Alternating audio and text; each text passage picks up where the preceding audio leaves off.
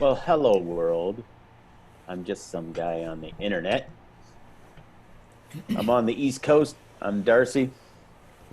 I'm on the West Coast, though I'm not. It's not really the coast, I suppose, but I'm from Calgary, and I'm Marcus, and I'm the other guy on the internet. Cool. And there's a lot of internet material being made by a lot of people. Hmm. Uh, and we're all putting it out there, trying to be part of the conversation. Mm-hmm. And we were just discussing off camera the technical stuff that is required by YouTube. And I find this really interesting that there was a time when a really high level of quality, high level HD and all that was really attractive, and people would put in these really great openings. Whoosh, whoosh, whoosh! Here's our channel. Um, I think that's starting to fade away now. I think the audience now wants longer formats. And that being said, there's a more of an understanding out there that given a long format, we have to make sacrifices in terms of the HD-ness or the sometimes the level, the sound quality as well. I was just compressing a video that was 40 minutes long, and I'm like, man, how do I get this from full quality to something that is going to go to YouTube without too many headaches? So, we're going from 40 gigs down to 6.5. And then can I get it any further than 6.5? And I'm like, and this is right before we're going live. I'm like, oh, come on. I got two programs running. Like, that's a rookie mistake. Two programs running. Well, one's trying to compress. I'm like, Oh man. anyways, there's where I am today. I made it just in time and was able to close out of those programs, even though the spinning wheel of death was threatening. The spinning wheel of death. Oh, God. I'm in a similar position. I have clients on Saturdays, and I just finished one from 9 to 10, and I knew it was gonna kind of be like this, but I was like, because I think you're right. People aren't necessarily, they don't really care too much about the swoosh swoosh things and the fancy things anymore. And so I was like, okay, I'm just, frequency, seeing your face more often, hearing who you are and what you're about and what you have to offer is more important. And I think that's awesome.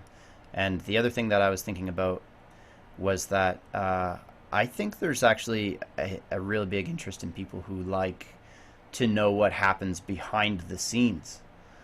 Instead of all Definitely. this swish, swish, whoosh, whoosh, they want to know, they want to be the fly on the wall that looks into the producer's studio and sees all the cool stuff that's going on and see that they're just real people, or that they're reading from a teleprompter, or that they are doing it live and unscripted. That's why I love those raw conversations like Joe Rogan. We've mentioned him a couple times, and those types of formats. Absolutely. Because I think we all realize everyone has the opportunity to participate in this kind of a forum. And it really doesn't take much to get involved. The barrier for entry is quite low.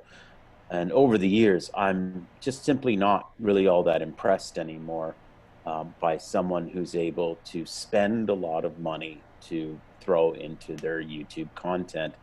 If what they're talking about is not interesting, it's not interesting. You can't make it look any better. You can't make it sound any better. If it's not interesting, it's not interesting.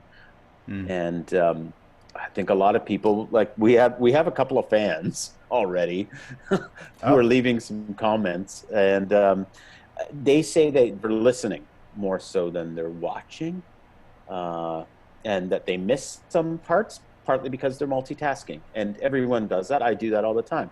I was listening to Joe Rogan yesterday with Elon Musk, and I realized, yeah, there's parts that I miss because not only am I doing a few little cleaning duties here and there as the time goes by, but I also speed it up to like, normal and a half or something like that, Mm, so that it's only, an hour and 20 minutes rather than 2 hours.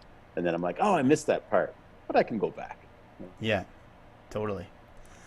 Yeah, speeding up to 1.5. I think that's a thing that people, I forget who I learned it from, but it's that gained time or extra time that you gain.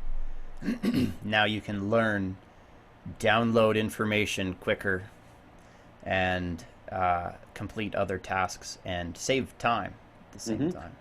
Where I first encountered it was one of my favorite YouTubers who taught me how to play poker.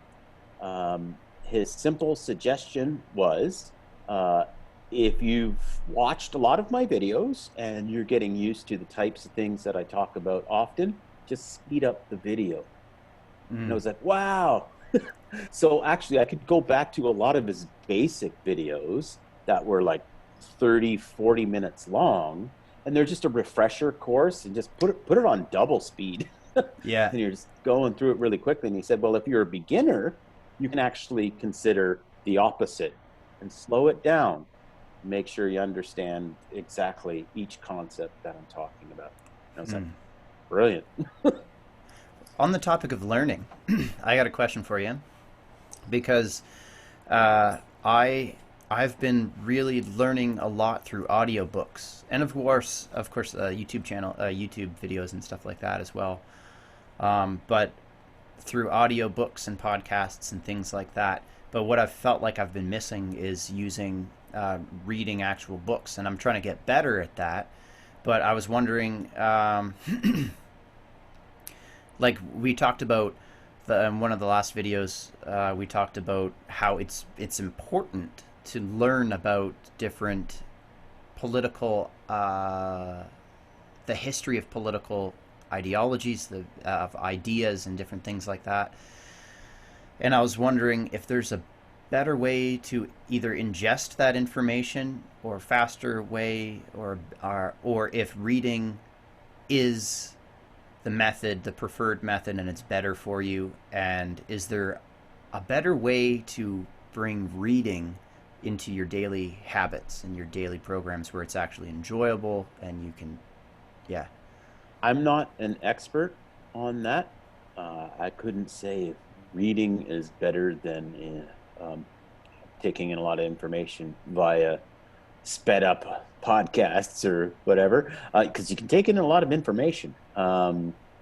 Whether one is better than the other, I don't know. The jury's still out on that. I kind of think that no, it's not that it's a matter of being better than the other.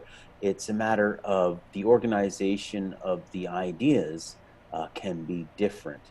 If you look back to, say, the 1800s in the United States is a great example. You look at some of the political debates of the time. Remember, there was no radio, no television.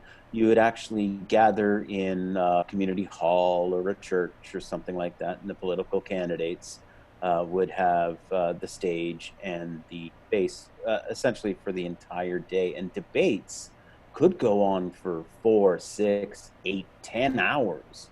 These Mm, were long, in-depth, very poetic type language that was used. The rhetoric was extremely well versed and literate. And a lot of us think, oh, in those times, that society was less literate. Well, yes, that's partly true, but it's also partly false.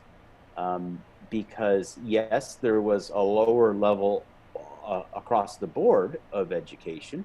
You would find more poor folk who didn't know how to read. However, their skills at listening to orators, you can give them that term, an orator, someone who speaks for a long time, that skill was in tune. And you look at some of the texts from those days, the thought is quite complex. You can jump back a little bit further to the time of Shakespeare, and you think, well, the average student in high school is like, oh my God, this fucking Shakespeare shit is crazy. However, the general, essentially illiterate populace would come out to these shows and know what they're talking about, and they loved it. So and Mm. there was an oral tradition that sort of drifted away, and then the on the page organization of thought was a new sort of generation, and now we're moving into a whole new sort of framing or way to organize those thoughts, Hmm. and I think it does change the way that you go about your argument. And of course, there's always the people, ooh, I fear the future because everything is now in shorter sound bites, and you need to essentially wound your opponent, and everything is a debate, nothing is search for the truth. You just want to be the winner, and so you'll bring out any um, tactic to make oneself a winner, including, of course, smearing people and insulting and calling them names, etc. And that's unfortunately, in particular, where American politics has ground itself down to this um, insult level. And those are the skills of the people that are successful in this. They're most successful at being socialites. They're able to socialize with people who have money and get political donations and smear and attack their opponents for the rest of the public to go, goddamn Hillary, lock her up, lock her up. We've simplified our criticism of Hillary to 3 syllables: lock her up. Wow, Hmm. that's in a way brilliant. You've distilled and compressed that thought into 3 syllables. Mm-hmm. Man, yeah. Well, I was thinking about what you said about how we think everything has to be in sound bites and everything has to be go go go type of thing, sort of combative and that sort of thing.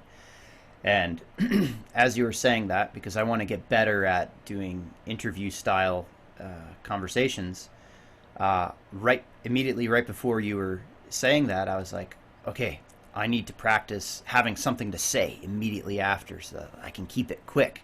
And then I was like, but I don't have anything. I kind of just want to sit with the idea and think about it. And so maybe I don't have to. Sure. Maybe I can sit. There are no particular rules to having a good conversation. There perhaps are guidelines to having more effective conversations. And the guidelines I find are always rooted in listening. Mm. If I'm trying to actually uh, find a connection with the person I'm conversing with, um, then I need to frame it in what they're talking about. Now, even just in a short example, in what I just said, I hear the sound that you said and the little nod of the head, and I include that as part of the listening. Of like, Mm. okay, he's following what I'm saying, therefore I can continue with that train of thought, and it will probably be more effective. And Mm-hmm. if I'm going to be really good at what I'm doing, then I will try and find where the end point is, and try and find the point where I let go of what I'm trying to say, and give the opportunity back to the other person. So, and that essentially means, when do I wrap it up and ask the person a question based on what I've just said? Mm. How do they feel about it? And do they have anything to add to that? Um, and of course, right now I am asking you that, if you have anything to add. um, yeah. Uh, well, I'll say one thing that sprouted from my mind as we were talking about this, because I was thinking, well, there can be different conversations based on your personality type too, or your different personality temperament. Whether you're high in openness or high in neuroticism or low in agreeableness, for example. And I found, like, if you have two people that are low in agreeableness, um, Good they're example. very they're very assertive. They want to make sure their point is heard, and they might disagree with the points frequently, and those types of conversations are very stimulating for people to see. I think Good that's, point. like political spectrums. There's lots of people who are very assertive, and I think you don't really get to that position without being assertive, without being really smart, and without demonstrating to the world that you got your shit together, and you're blazing a trail, and you can be a leader. Leaders are often low in agreeableness, interestingly enough. Yeah. Um, but having a conversation with two people that are really high in openness, or high in agreeableness too. Maybe let's stick with agreeableness, because of course I'm kind of spitballing. I don't know all the facts on this, but um, having two conversations with people who are high in agreeableness, it's almost like both of them are trying to appease the other person, and the conversation can get just really wishy-washy and awkward and kind of lost in space, and there's kind of no direction. And of course, if you're having there's a reason that I said that, and I'm kind of starting to forget the reason that I was saying that. We were talking about listening. I'm listening. So the format, yeah, okay. So the format that you mentioned was like listening, um, coming to an endpoint, which now is starting to happen in my mind, and then posing a question about how that person feels. Um, is that uh, shoot? So I failed. I was going to try and formulate I love something that. else, and of course I'm high in openness, and I've failed to come to a point. And that's often, maybe that's an issue that I have, and maybe that's something that I can get better at. Is that often I'll have something to say about it, but it won't be a directional thing to say. Hmm. How do you get better at that? Practice is, I think, the only thing. I'm going to connect it to the podcast with Elon Musk and the way that he described communication. Uh, it was within the context of this whole idea of a neural linking thing that's essentially going to give us the ability to read each other's mind. But that being said, yeah, of course, your eyes went boop. You're like, what?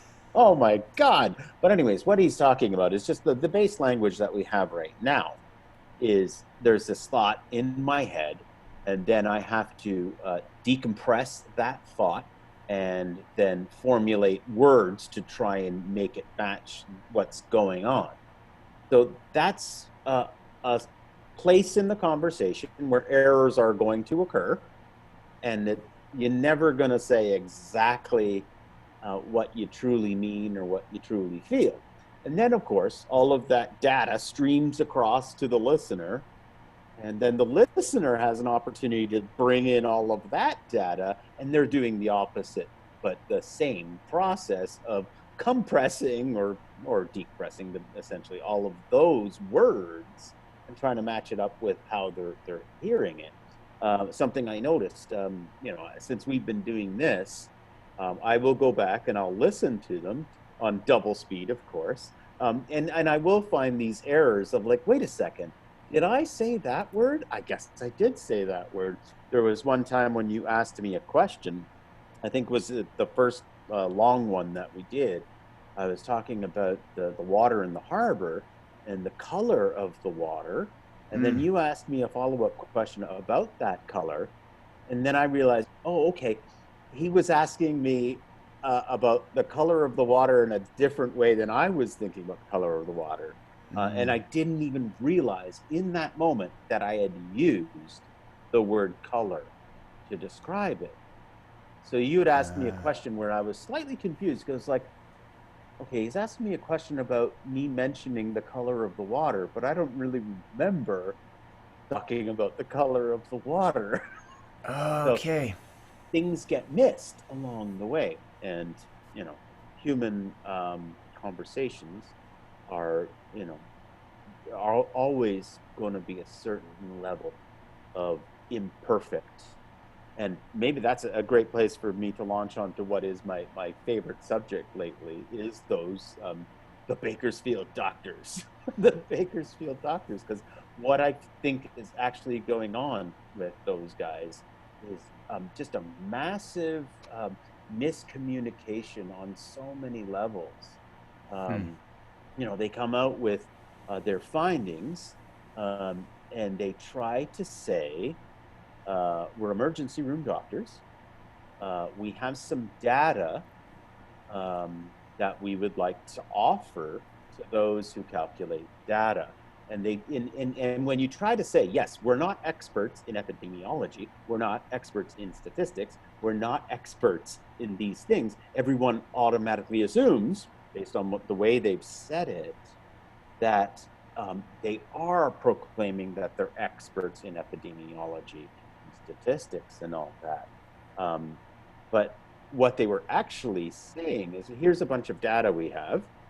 And their main point was actually about here's the emergency room things in our practice that we feel should be considered when moving forward.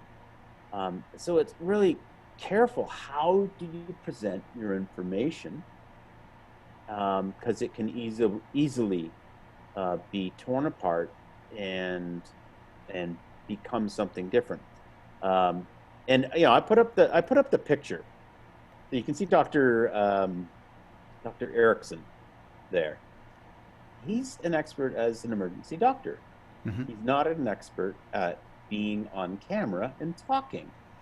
And I wonder when I look at that face, what role does that face play when he is emotional about making a point? Because I think in all of the videos, you get a certain emotion from him of like, why the hell are people not understanding my point? Why why are people not listening to what I have to say? And why are they accusing me of having some sort of secretive agenda? And then all of that gets squished up into his face. And I look at that face and I go, yeah, definitely. There are some people who watch that video and they got an impression of angry, mean man, and that he must have some sort of agenda because all of these things are relevant. Body language is extremely relevant, and on camera communication uh, picks up everything.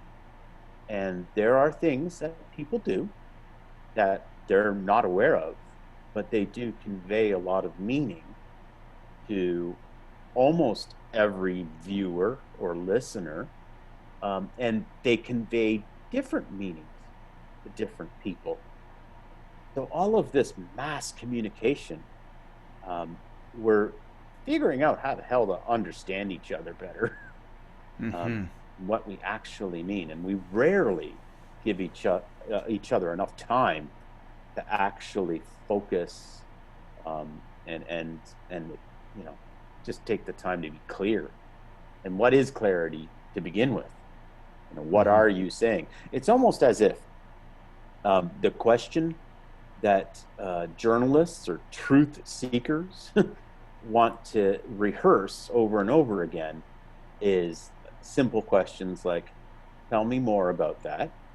Um, and can you explain a little bit more of this? And directly grab something that they've just said. Tell me a little bit more of that. Rather than moving on to, here's my list of gotcha questions or things that are provocative, that are going to be of interest to my YouTube audience. The last video I made um, just this morning was about an interview with these two guys, and I picked through the questions, and Hmm. it was the questions. It's like, okay, the first question was just a softball. Tell us your story, and say, so, well, we've gathered some data, blah, blah, blah, blah, blah. But then the second question is, why did YouTube take down your video? Um, I don't know. I don't know YouTube's policies. Da da da da. The next question about are people accusing you of being a conspiracy theorist? I don't know. I'm not them. And so the doctors are then put in a position to have to roll back and say, look, I don't know anything about YouTube. What I'm trying to focus on is the stories that I am encountering in my own practice with my own patients and in conversations with other emergency room doctors.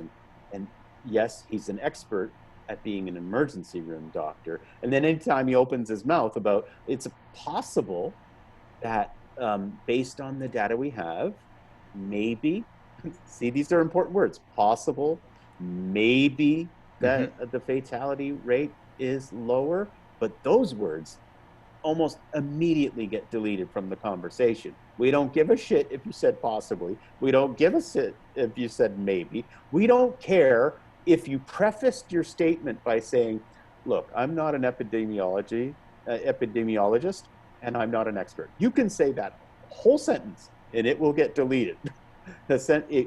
Both literally and figuratively. Like, you can get someone who just clips their video, deleting out the sentence that says, I'm not an expert on this, but I'm thinking that there might be a possibility of, see how many times you have to downgrade it. And then Hmm. all of that gets lost. And all of a sudden, um, it's no one's talking about uh, the data that they brought to the table. Yeah. So Um, so you focused a lot on what questions were being asked. yeah, yeah, Yeah. Man, yeah. that's an And awesome point. well, yeah, because well, thanks. I think most people don't have the skills to be able to ask good questions, in particular of scientists.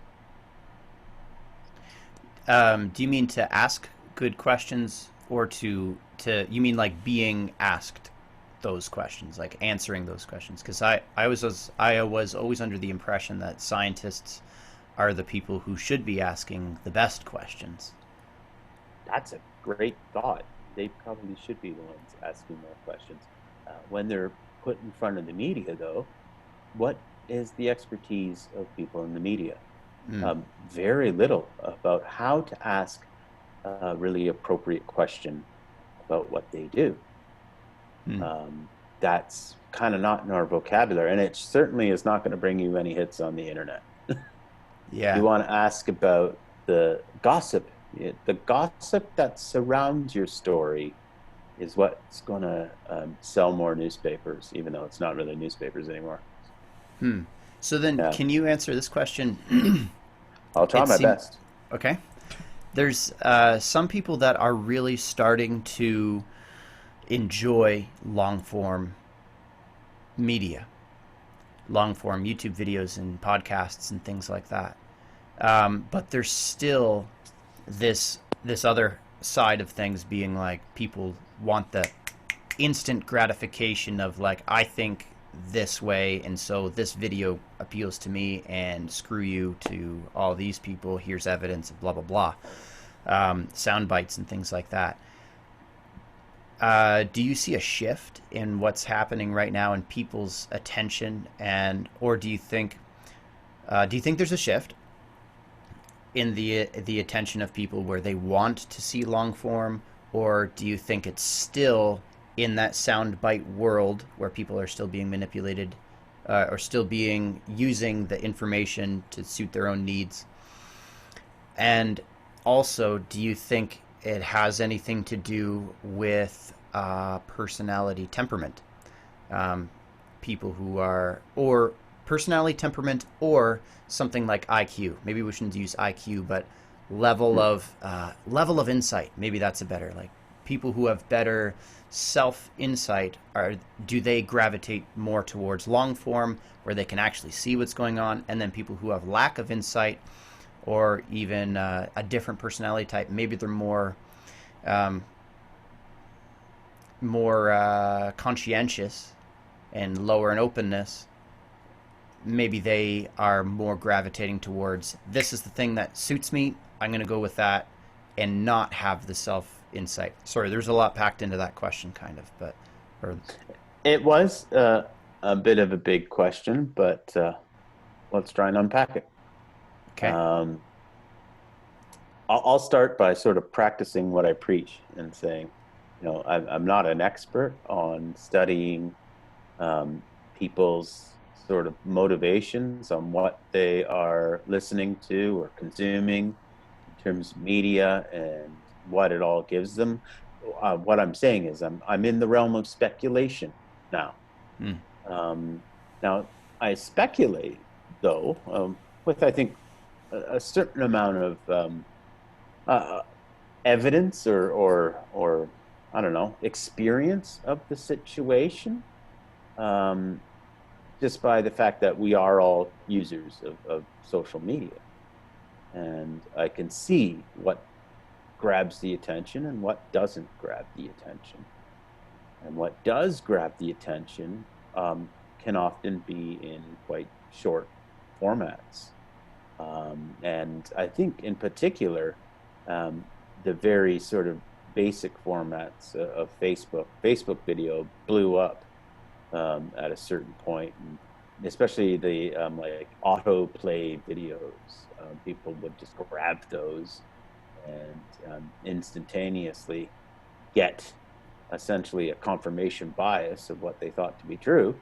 It's like, oh, great, there's a 35-second video that proves that Hillary is a criminal and we should lock her up. And it's that simple. And the algorithms all support that because they are designed to find the person that wants that confirmation bias. mm, And maybe that's the critical point in all of this is our system has led us towards tailoring the content that people uh, that the corporations want you to consume, or at least know you have a much higher chance of consuming. There really is no such thing as a sort of unbiased research of any particular subject because the corporations know something about every browser history, mm. and they're going to try to lead anyone to find the evidence that they need rather than the unbiased evidence that they might crave. Um, Now, I kind of went on a bunch of places with that, and have things changed for people wanting longer format? I just don't have enough information Yeah. uh, to know that. I hope it is. So maybe if I go to searching for it, I'll end up finding that, oh yeah, people do want longer formats, and it'll confirm my bias or my hope that people want longer format material. Yeah, So I have had this thought since we've been putting material for the public to view, if that the things that I'm talking about in these interviews, if I think that that's what everybody experiences, but maybe what's happening is that by me talking about it, I'm just exposing myself. I'm just exposing what I am viewing on the internet, viewing the clickbait, viewing all this stuff, and just basically saying, yeah, this stuff is bad. But then the reason that I'm saying it's bad because I know it's there is because I'm subject to it. So, excellent point. sometimes I was wondering How do if you I'm. know what's bad and what's good? And um, I only know what's bad and what's good based on my years of experience of what's been told is bad and good. And actually, at this point, I've come to the conclusion that most things are not bad or good, and that the world is not black and white, and that 99.9% of the world is some shade of gray. And that discovery for me was really enlightening. Because now I can more easily consume any content with a much more open mind. If someone is very aggressively, use that word from what you used earlier, very aggressively claiming that they are right about something, and they're very assertive about conclusions, in particular conclusions that they may not be fully qualified for. Donald Trump is an excellent example of that. Every single subject under the sun, he's like, "Oh yeah, I know more than anybody. Oh, I'm an expert on that. I know. You have no idea how much I know about that. That was my terrible Donald Trump That's like a mix comment. of Bernie Sanders and It was a Bernie Trump, the Bernie Trump. Ah. Yeah, so yeah, Donald Trump he would just say it, boom, out of his mouth, like nobody knows more than that than me. And I'm like, how? what, what makes you think that? But he's a classic narcissist that really has absolutely no idea that there are people who know a hell of a lot more than him about that. And I think, wow, I think he kind of believes a lot of that sometimes, hmm. So So it's amazing. you think he might actually have like narcissistic personality disorder, maybe? Well, I'll practice what I preach again. I'm not a doctor. Well, However, I do know a lot about mental health. And it's really, really clear that he shows all of the major symptoms. You can look it up in the DSA. I think it's the DSD. Yeah. Anyways, the psychological big book. he, DSM. he, yeah, DSM. Thank you. Um, DSA. Oh yeah, yeah. Democratic Socialists of America. That's the DSM. Yeah, look it up in the DSM. He shows all the classic signs of being a narcissistic personality disorder, and also his life story Hmm. fits, that man. But also, hey, I'm not him. Um, but all of what we've talked about this whole episode so far does connect in the matter that um, he is exactly what American politics was leading to, whether it be Donald Trump or some other Trumpian like figure. They got exactly what their system was designed to eventually produce. Right. Kind of like Nazi Germany. I don't want to make that comparison. So what you're Um, saying? Sorry.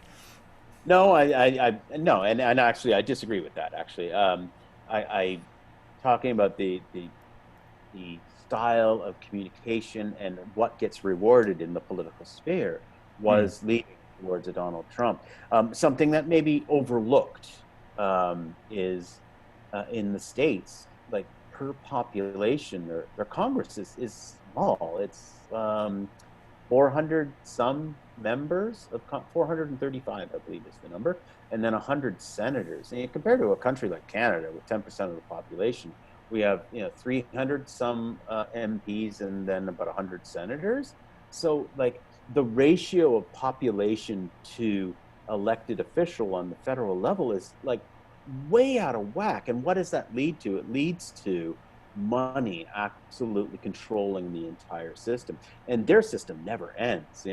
We have an election every 4 to 5 years, and the campaign is like 2 to 3 months. Theirs is just this constant cycle of electioneering, because they know exactly when the date is going to be. So you're constantly out there raising money. In the United States, the day after you get elected, your Democratic Party or Republican Party leader is saying, "Hey, welcome to Washington. Here's the place where you make phone calls to get money from our donors. And you're going to spend half of your day calling up donors, uh, raising money for the next election. And so the skills it takes to be that kind of politician, go back to what I said earlier, is to be a good socialite, to be able to schmooze with people, to be a little bit greasy. So I'm getting more into the Donald Trump area. Be a little bit greasy, a little bit slimy, a little bit of a douchebag, a little bit of a con artist.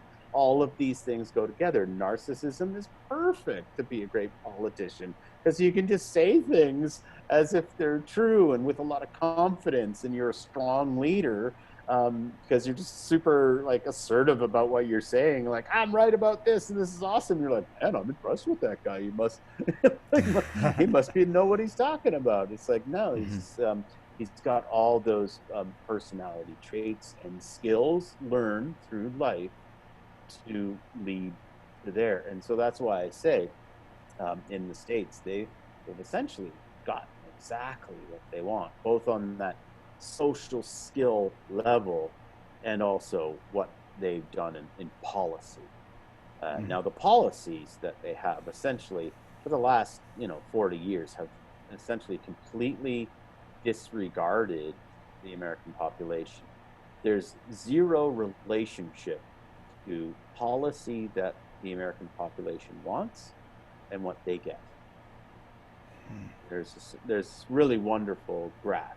It's a study done by Harvard where the policy positions that the American people want and what actually gets passed is essentially 0%. It's just a straight line right across the graph. There's a no matter what they want, whether it's a right wing policy, a left wing policy, a just random policy, they never get what they want. But then when you look at the policies that the donors want, that the big corporations who make all the donations to the political candidates and the policies that they fight for, then you see a line where it's like, well, they get, 60 to 70% So of it. that's also in the study or in the Yeah. paper.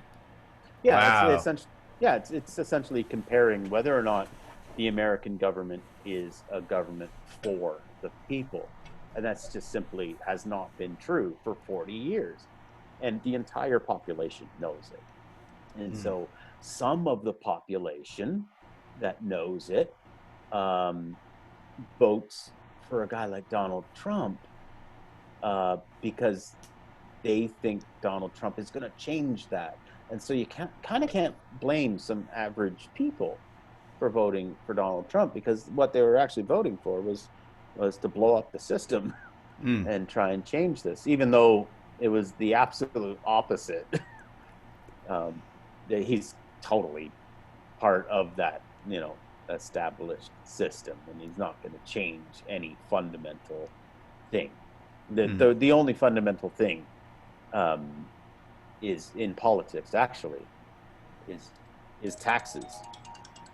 That was just a warning, but we started late, so we can go another few minutes, I guess.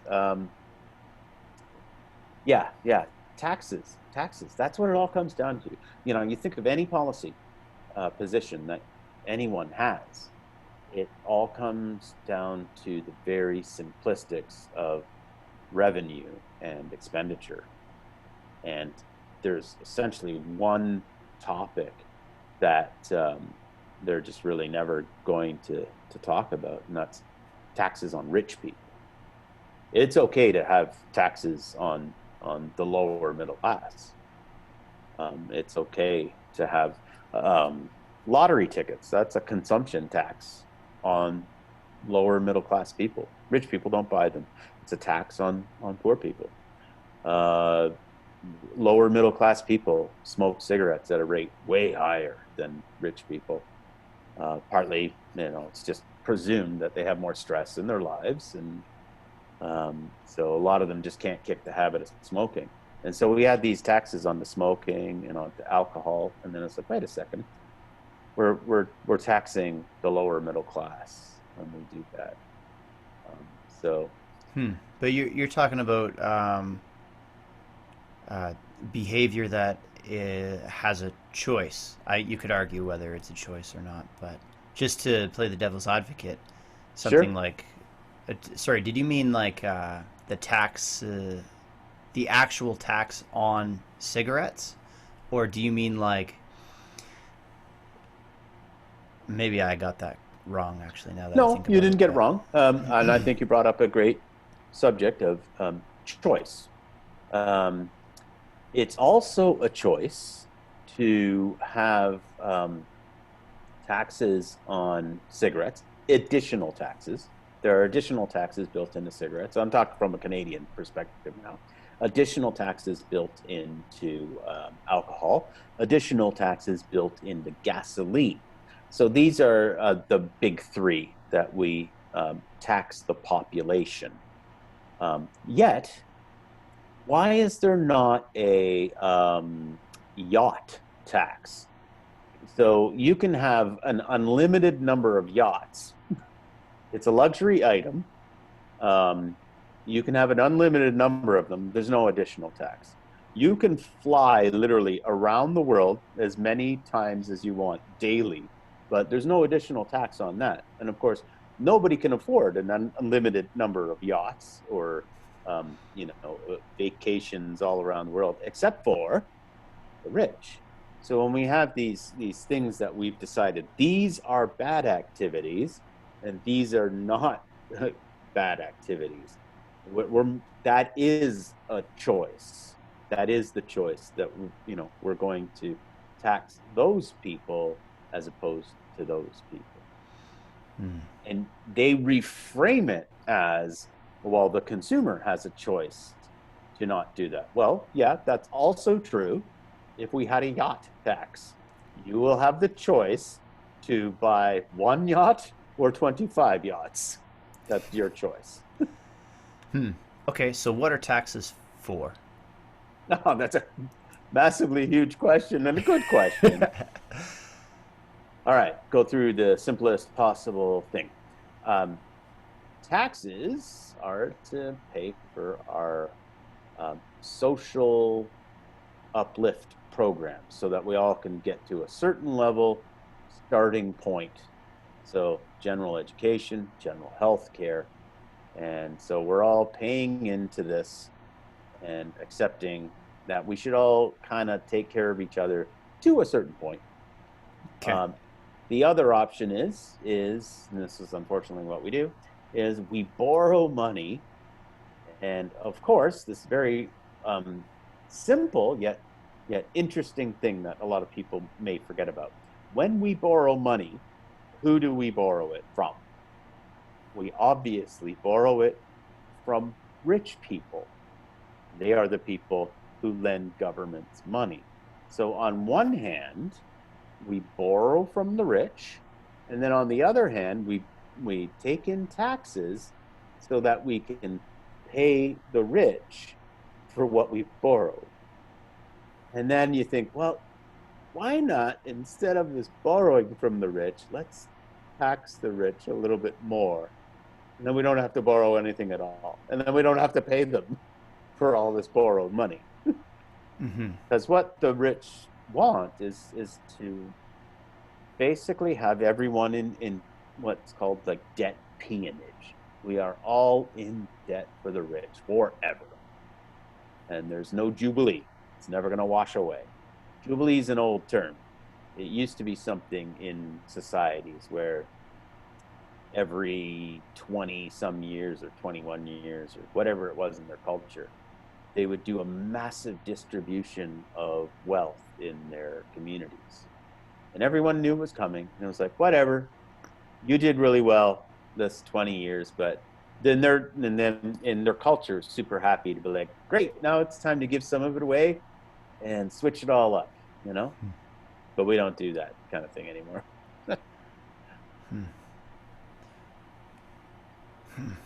How do we But decide? Sorry. no, go. How do Ask. we decide where the tax comes from? How did that start? Where did that come from? Oh, taxes go back a long way. Um, I'm not I sure. Quite what you mean by where did it start? Like, We yeah, had to pay for wars. yeah. Like, again, I like to. I find history so important, and when I Yeah, keep going back in history, it helps me understand the present like of way more, course. and like context. I think that's a big theme that's been circulating or been popping up in our conversations. Is context is so important, and so I when I was a kid, and for many things now, I feel like what's happened is I've been dropped into um, a society, and there's all these rules and regulations on this game, and I know that I have to play by the rules, but I don't necessarily know why. And sometimes knowing the why means going back in history. Um, so, okay, so and like it's not that I don't know what taxes are, but sometimes those questions are so just to let everybody know I'm coming up on 30 years old. I do know what taxes are, Ah, but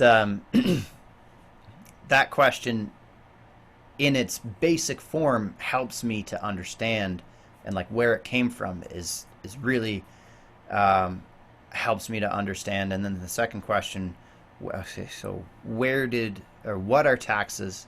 And the second question that I've been thinking about, or just a few minutes in this conversation, is what gets taxed, and how do we decide what gets taxed? Is it like everything that has to do with money? Every time you spend, every time you sell or consume or bring in, uh, how do we figure out what gets taxed, or is it just that's a everything? great question. It is up to us to decide. Okay.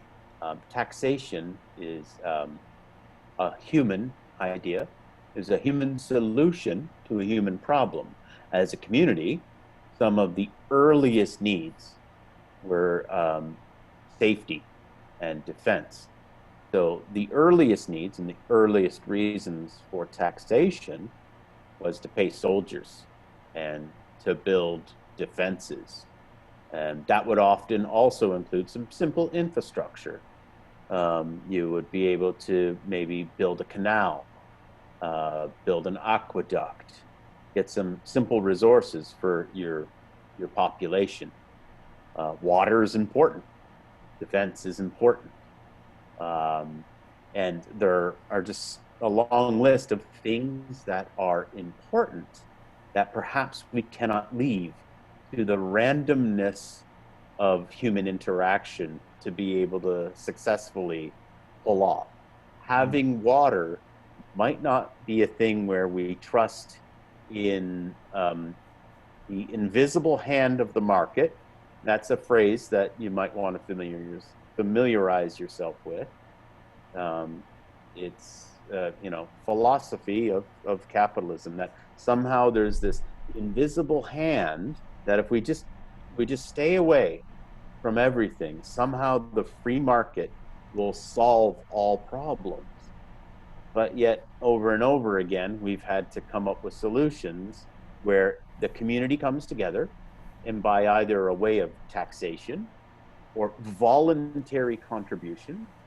Um, there's lots of places where it's like, yeah, we need an aqueduct, we need a road, and instead of taxing the population, you sell it to the population. Like, okay, we feel as though we need to have a bridge across the river so we can all do trade with those people over there. What does everyone think? Oh, I think it's a great idea. Okay, so here's the two ideas we have. We can either tax everyone, we'll come around once a month and everyone's got to pay one gold piece, or we can raise money voluntarily.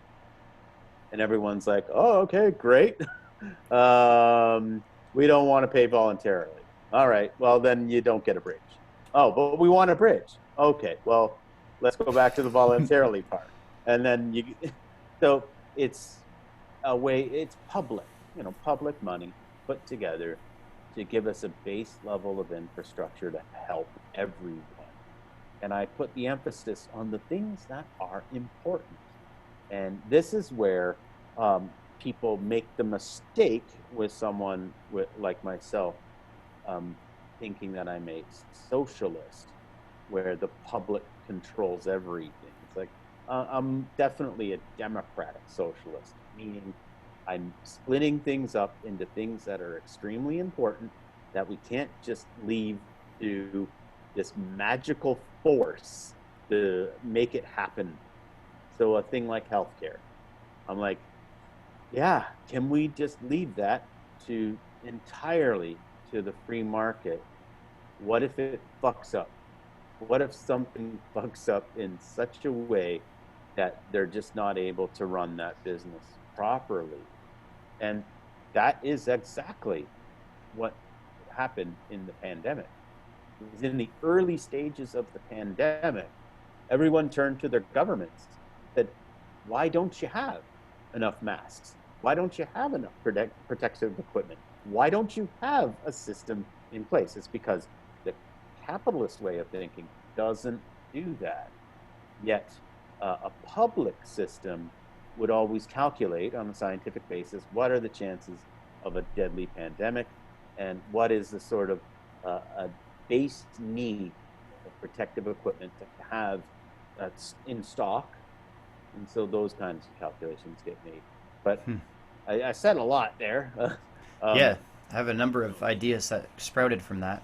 well, taxation is a massive subject matter that no one talks about because the rich have very successfully, over a period of about 70 some years, made it a taboo subject.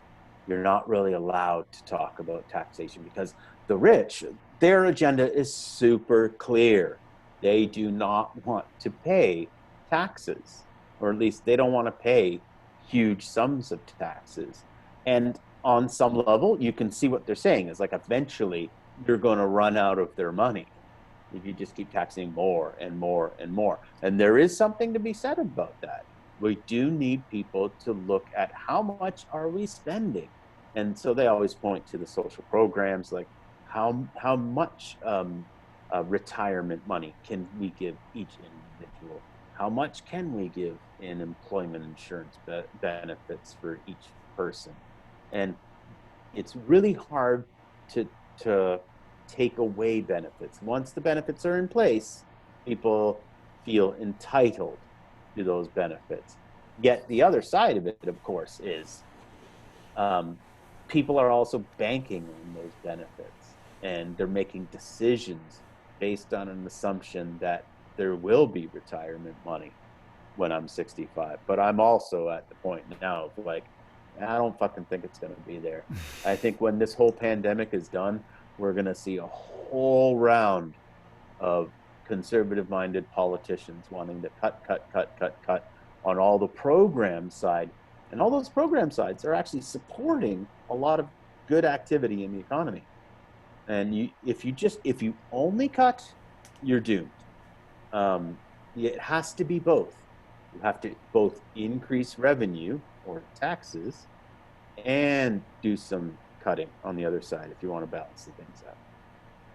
And that's why I say, we need conservatives to reframe their arguments. Um, I'm considering joining the Conservative Party to warn them. You've got to reframe your arguments because true lefties, they don't hear it that way. You're not making your point very well, and it makes lefties that much more dug into their position. And if you do want the left to overspend, you're doing exactly what will make that outcome happen because they're just like conservatives just want to cut, and then the same is true on the opposite side. Conservatives look to the left and but all the left wants to do is spend, and they're like, oh God, it needs to be both, people. It needs to be both. Hmm. Anyways, Wow. Well, I certainly learned a lot today. oh good. That Is was that what this really is? I'm teaching. uh not necessarily, but I came in with the mindset in these interviews that I'm gonna not shy away from asking questions that I have been wanting to know and wanting to ask, without the shame of Hmm. being wrong or not having the answer, or Well, having that's the shame impressive. of asking the question, what what are taxes for, or what are taxes? Hmm. Um, That's yeah. brave. I don't think there's enough people that are brave. And today, I was impressed at times when you're like, I might be wrong about that. And I think that takes a lot of courage, a courage that a lot of people just don't have. And I think we talked about that a lot today, of people who are so damn sure they're right, and it's so difficult for those people to admit when they're wrong. And I'll be honest, it's extremely difficult for me to admit when I'm wrong. It's not an easy thing to do. Mm, Doesn't feel good. yeah. I liked what you said about the gray areas. It's not always black and white, and let, we got to live in the gray areas, so to speak. Yeah, reality is great. Hmm. Yeah, Reality. Yeah, living in actual reality. Yeah. Yeah. and it just made me think. Wow, the the expression your gray matter is really use your gray matter. Yeah, Mm. realize we actually live in the gray zone. Mm. All Yeah. right, shall we wrap it up? Uh, yes, I shall have to wrap up. So, or I shall have to. So that means I guess we have to collectively.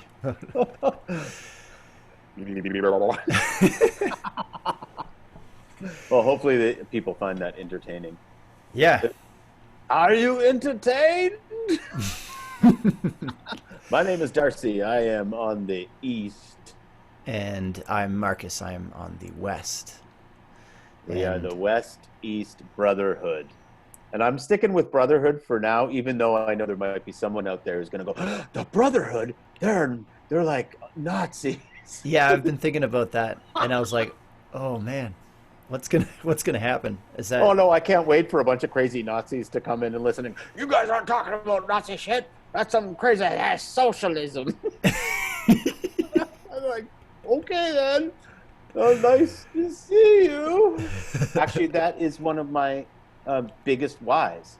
Is I think people when they get into deep dark places in their belief systems, we have to engage with those people. There's a reason, you know.